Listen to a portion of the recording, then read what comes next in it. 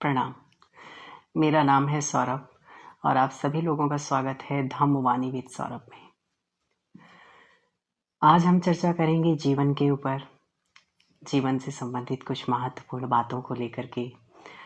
मैंने एक already video upload कर दी है और ये दूसरी वीडियो है जीवन के संबंध में। तो शुरुआत करते हैं एक छोटी सी कहानी से। एक कलाकार था, आर्टिस्ट, पेंटर था।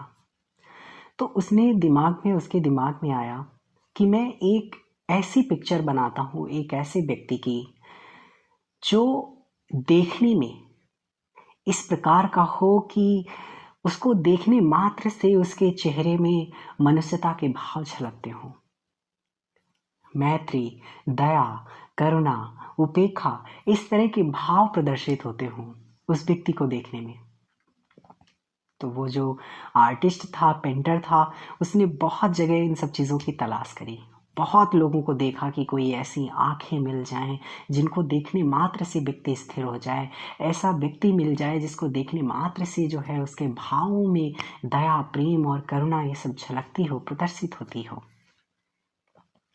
उसने काफ़ी जगह ढूंढा। आखिर वो एक पहाड़ के ऊपर एक बार था। तो वहां पर उसे एक चरवाहा दिखा। वो चरवाहा, उसको जैसे ही उसने पेंटर ने देखा तो वो देखता ही रह गया। उस चरवाहे की उसने जब पिक्चर बनाई, उसने जब तस्वीर बनाई, तो तस्वीर को देखने के बाद ऐसा लगता था जैसे वो चरवाहा पूरे मनुष्यता के भावों को पूरी प्रतिमूर्ति स्थापित हो गई थी। आंखें एकदम स्थिर, उसके शरीर में मनुष्यता के भाव पूरी तरह से प्रदर्शित हो रहे थे। काफी लंबा अरसा बीत गया, लगभग 15 से 20 साल बीत गए। वो जो आर्टिस्ट था, पेंटर था, उसके मन में आया कि मुझे अब एक ऐसी पेंटिंग बनानी चाहिए जिसको देखने से मनुष्यता लगे कि पूरी तरह से खत्म हो चुकी है। उसकी आंखों में क्रोध दिखे, उसके शरीर में भावों से ऐसा द्वेष और नफरत की आग दिखे। मुझे ऐसे व्यक्ति की अब तलाश करनी चाहिए। उसने बहुत खोजा, बहुत खोजा। आखिर में वो एक जेल में पहुंचा। वो वहां कैदी से मिला जिसको 7 दिन बाद फांसी की सजा हो गई थी, फांसी मिलने वाली थी। उस कैदी को जैसे ही उसने देखा तो देखा कि उसकी आंखों में ईर्ष्या, द्वेष और नफरत की आग थी। उसने उसका चित्र बनाया, उस कलाकार ने। और चित्र बनाने के बाद में जब उसने दोनों चित्रों को रखा, अपने पहले वाले चित्र को जिसमें मनुष्यता के भाव प्रदर्शित हो रहे थे, और आखिरी वाले चित्र को भी रखा जिसमें मनुष्यता के पूरे लक्षण विलुप्त हो चुके थे, जिसको देखने से ही क्रोध, ईर्ष्या जैसे तमाम भावों को प्रदर्शित कर रहे थे। दोनों चित्रों को देखा। वो देख ही रहा था, वो तो ये नहीं तय कर पा रहा था कि कौन सा चित्र अच्छा है और कौन सा बुरा, क्योंकि दोनों चित्र उसने बहुत खूबसूरती से बनाए थे। उसे पीछे से वो जो कैदी था उसको आवाज आई, आवाज सुनाई दी रोने की। तो वो पीछे मुड़ के देखता है कि वो कैदी क्यों रो रहा है। पूछता है क्यों रो रहे हो। वो कहता है, जो तुमने पहली तस्वीर बनाई थी आज से 20 साल पहले, वो मैं ही था। मैं चरवाहे के रूप में था, वो मैं ही था। और आज मैं कैदी हूं, वही मैं ही हूं। वो व्यक्ति वही है। तो ये जो मनुष्यता के भाव हैं, इतना कैसे परिवर्तित हो गए। स्वर्ग से नर्क तक की यात्रा ये कैसे हो गई। ये हर एक व्यक्ति के हाथ में है कि वो अपनी किस तरह की यात्रा को करना चाहता है, अपने जीवन को किस तरह से लेके जाना चाहता है। हर एक व्यक्ति स्वर्ग से नरक तक की यात्रा कर सकता है, और हर एक व्यक्ति के ये हाथ में होता है कि वो नरक से स्वर्ग तक की यात्रा कर सकता है। ये कोई फिक्स बातें नहीं है कि आपको ऐसा ही मिलेगा, उसे ऐसा ही मिलेगा। नहीं, ये आपके हाथ में है कि आप स्वर्ग की यात्रा करना चाहते हैं कि आप नर्क की यात्रा करना चाहते हैं, ये आपके हाथ में है। जो भी व्यक्ति अपने मनुष्यता को लक्षणों को खोता है वो नरक की यात्रा उसी दिन से प्रारंभ कर देता है, और जो व्यक्ति मनुष्यता के लक्षणों को धारण करता है, उनका पालन करता है, वो उसी दिन से स्वर्ग की यात्रा शुरू कर देता है। जीवन में कई बार अनेकों समस्याएं आती हैं। जीवन का स्वभाव है। भगवान बुद्ध ने 8 तरह के लोक धर्म बताए हैं, जिनमें से यश, अपयश, लाभ, हानि, इस तरह के 8 प्रकार के, निंदा, प्रशंसा, इस तरह के 8 तरह के लोक धर्म हैं। तो जीवन में समस्याओं का आना कोई बुरी बात नहीं है। समस्याएं तो आएंगी ही, कोई व्यक्ति बच नहीं सकता है, कोई व्यक्ति निंदा से बच नहीं सकता है, हानि से कोई व्यक्ति बच नहीं सकता, ये तो आएंगी ही आएंगी। तो हमें इन निंदा का, इस हानि का प्रयोग अपने आप को मजबूत करने के लिए करना है, अपने आप को मजबूत बनाने के लिए करना है। ये तो जीवन का एक हिस्सा है, और ये चीज़ें हमें और ज़्यादा मजबूत बनाती हैं। इनको स्वीकार करते हुए, इन 8 लोक धर्मों को स्वीकार करते हुए और मुस्कुराते हुए हमें जीवन की हर परिस्थिति का सामना करना है। और आज हमारा जीवन किस तरह का है ये फर्क नहीं पड़ता है, नरक जैसा जीवन है, स्वर्ग जैसा जीवन है, लेकिन आज हमें एक यात्रा शुरू करनी है स्वर्ग की तरफ, एक यात्रा शुरू करनी है राम की तरफ। राम का सेंस समझते हैं, अच्छाई से है, एक अच्छाई की तरफ यात्रा शुरू करनी है। भगवान बुद्ध कहते हैं, मुझे इस दुनिया में 3 तरह के लोग दिखते हैं जो कि दौड़ रहे हैं। भगवान बुद्ध कहते हैं, पहला वर्ग ऐसा जो कि अंधेरे से अंधेरे की तरफ दौड़ रहा है, दूसरा वर्ग ऐसा है जो अंधेरे से प्रकाश की तरफ दौड़ रहा है, और तीसरा वर्ग ऐसा है जो प्रकाश से प्रकाश की तरफ दौड़ रहा है। भगवान ने कोई तरह बात छुपा के नहीं रखी, उसका स्पष्टीकरण किया कि क्या मतलब है अंधेरे से अंधेरा क्या। यानी कोई व्यक्ति जिसके जीवन में आज दुख है, आज समस्याएं हैं, तो वो अंधेरा युक्त जीवन है। तो वो जब दुख और समस्याएं व्यक्ति के जीवन में आती हैं तो वो और ज़्यादा परेशान होता है, और ज़्यादा विचलित होता है, और क्रोध पैदा करता है, और द्वेष पैदा करता है, लोगों के लिए लड़ाई झगड़े पैदा करता है, बहुत तरह की गलत चीज़ें करता है।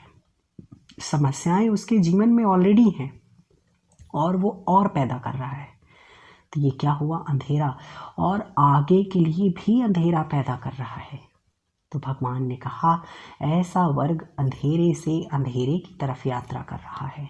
दूसरा वर्ग कैसा, दूसरे वर्ग के लिए ऐसा व्यक्ति जिसके जीवन में अंधेरा है, आज अंधेरा है, उसके पूर्व कर्मों की वजह से आज जीवन में दुख है, अंधेरा है, लेकिन वो आज अब कोई ऐसा गलत काम नहीं कर रहा जिससे वो आगे के जीवनों में अंधेरा पाए, आगे के लिए प्रकाश युक्त बीज बो रहा है।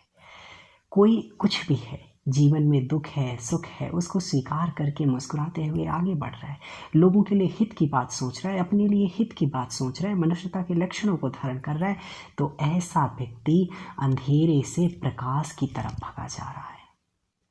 और तीसरा वर्ग भगवान ने कहा, प्रकाश से प्रकाश की तरफ जा रहा है, यानी ऐसा व्यक्ति जिनके जीवन में सुख है, शांति है, वैभव है, धर्म है, और वो आगे भी जो है धर्म के, शांति के, प्रकाश का बीज बो रहा है। तो ऐसा व्यक्ति प्रकाश से प्रकाश का बीज बो रहा है। तो हमें इन 2 वर्गों में आना है, प्रकाश से प्रकाश की तरफ या अंधेरे से प्रकाश की तरफ। अंधेरे से अंधेरे की तरफ नहीं जाना है।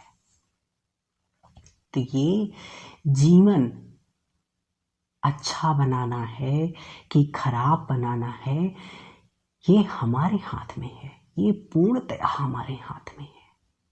हमें दुख से जीवन व्यतीत करना है कि सुख से जीवन व्यतीत करना है, ये भी हमारे हाथ में है।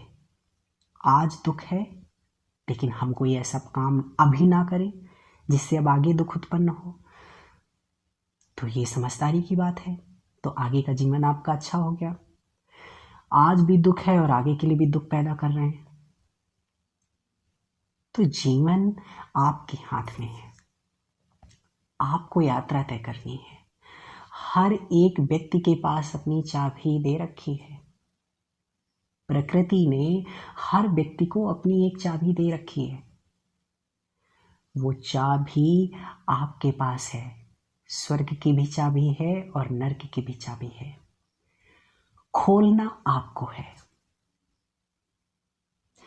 मनुष्यता के लक्षणों को धारण करके इस जीवन का यापन करेंगे तो स्वर्ग का दरवाजा खुलेगा ही।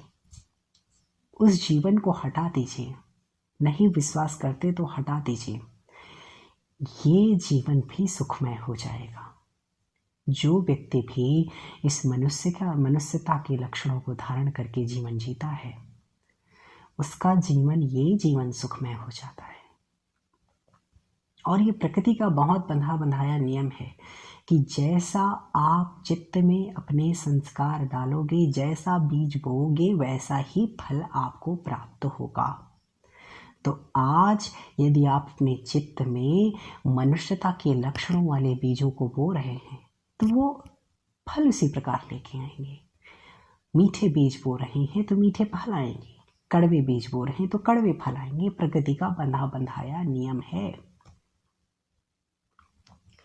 तो इस जीवन को कैसे सफल बनाएं, ये पूर्णतः आपके हाथ में है। किसी की कृपा हो जाए, किसी का कुछ हो जाए, ये नहीं होने वाला। कोई एक अनोखे व्यक्ति नहीं है। वो क्यों आपके ऊपर कृपा करेगा? गलत काम कर रहे हो फिर कृपा की उम्मीद करोगे तो कुछ कृपा नहीं होगी। कृपा भी प्रकृति उसी के ऊपर करती है जो व्यक्ति प्रकृति के बंधे बंधाए नियमों के अनुसार काम करता है। प्रकृति साफ कहती है, गलत करोगे तो तुरंत दंड देती है। किसी के लिए ईर्ष्या पैदा करो, किसी के लिए क्रोध पैदा करो, किसी के लिए द्वेष पैदा करो, तो प्रकृति तत्काल मन को अशांत करती है। प्रकृति का दंड है। तो ये नियम है। किसी के लिए दया पैदा करो, किसी के लिए करुणा पैदा करो, तो प्रकृति तुरंत सुख चैन देती है। ये प्रकृति का उपहार है। तो जैसा करोगे प्रकृति तुरंत उपहार और दंड देती है। तो प्रकृति कृपा भी उसी व्यक्ति पर करती है और अपना हाथ भी उसी व्यक्ति के ऊपर रख पाती है जो व्यक्ति प्रकृति के नियमों के अनुसार काम करता है। उस व्यक्ति के लिए कभी वो तैयार नहीं होती है जो व्यक्ति प्रकृति के नियमों के खिलाफ जाता है। इस जीवन की पूरी चाबी ये आपके हाथ में है। इस जीवन को कैसे सफल बनाना है ये पूर्णतः आपके हाथ में है। कोई कुछ नहीं कर सकता है। व्यक्ति केवल आपके लिए एक मार्गदर्शन काम कर सकता है। कोई आपको रास्ता बता सकता है किस तरह से जाना है, इस तरह से चलना है। चलना तो आपको ही है। इसलिए इस जीवन को धर्म में बनाइए, दान करिए, लोगों की मदद करिए, धर्म श्रवण करिए और धर्म श्रवण करने के बाद में उसका अपने जीवन में पालन करिए। तब भी धर्म का महत्व है। और इस तरह से अपने जीवन को धर्मवान बनाते हुए इस मनुष्य जीवन को सफल बनाइए। मंगल हो, कल्याण हो।